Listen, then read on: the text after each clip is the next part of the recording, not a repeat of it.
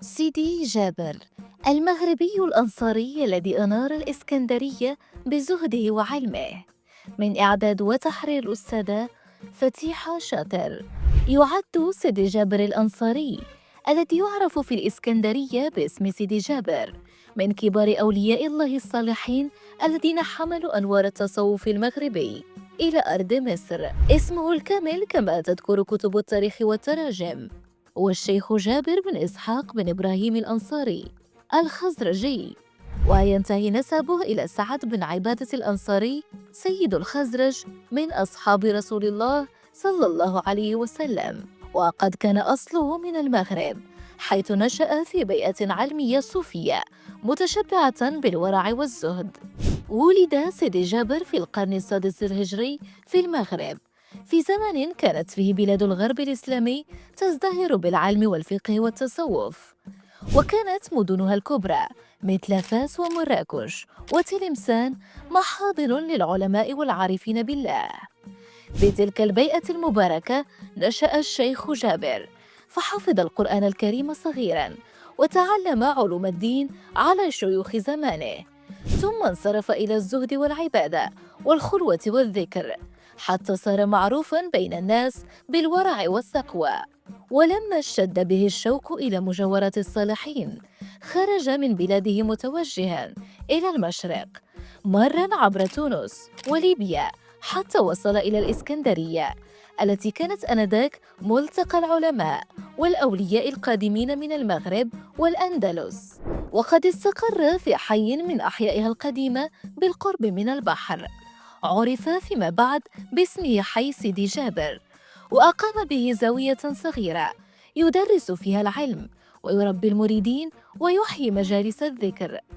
وكان من تلاميذه رجال صاروا فيما بعد من كبار الصوفية، وقد اتصل بعضهم بشيخ الطريقة الشاذلية أبي الحسن الشاذلي، فكانت بذلك حلقة سيدي جابر من اللبنة الأولى التي مهدت لانتشار التصوف المغربي في مصر.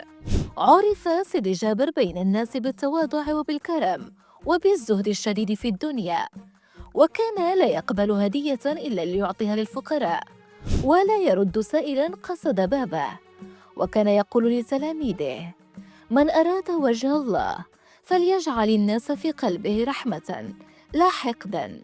وكان يرى أن الطريق إلى الله لا يكون بالادعاء أو المظاهر، بل بالصدق والإخلاص وخدمة الخلق، وأن الولاية ليست لباسا ولا نسبا، بل هي عمل خفي بين العبد وربه. وقد بقي سيدي جابر في الإسكندرية حتى وفاته في نحو القرن السابع الهجري، ودفن في الموضع الذي عرف باسمه إلى اليوم، حيث أقيم له ضريح ومسجد كبير أصبح من أشهر معالم الإسكندرية الدينية. ويعد مسجد سيدي جابر اليوم من أبرز مساجد المدينة، يقع بالقرب من شاطئ البحر، وتحيط به حركة الحياة المعاصرة، كما تحيط البركة بذكراه العطرة.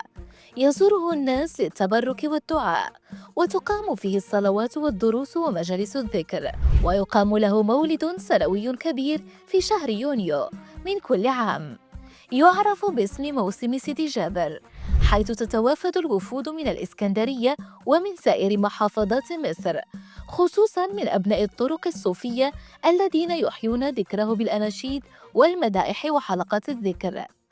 وتمتد الاحتفالات أيام عديدة تملأ المدينة بالأنوار والبهجة، ويجتمع الناس من مختلف الطبقات والجهات في مشهد يجسد استمرار المحبة والوفاء لهذا الولي المغربي الذي أحيا القلوب بذكر الله. إن سيرة سيدي جابر تذكرنا بأن المغرب ومصر كانا ولا يزالان متصلين بعروة روحية وثقافية لا تنفصم، فكما حمل المرسي أبو العباس أنوار الأندلس والسيد أحمد البدوي أنوار فاس، حمل سيدي جابر الأنصاري أنوار المغرب إلى الإسكندرية، ليبقى اسمه شاهداً على وحدة الأمة في طريق الله، وعلى أن التصوف المغربي كان ولا يزال منارة للروح الإسلامية في المشرق والمغرب.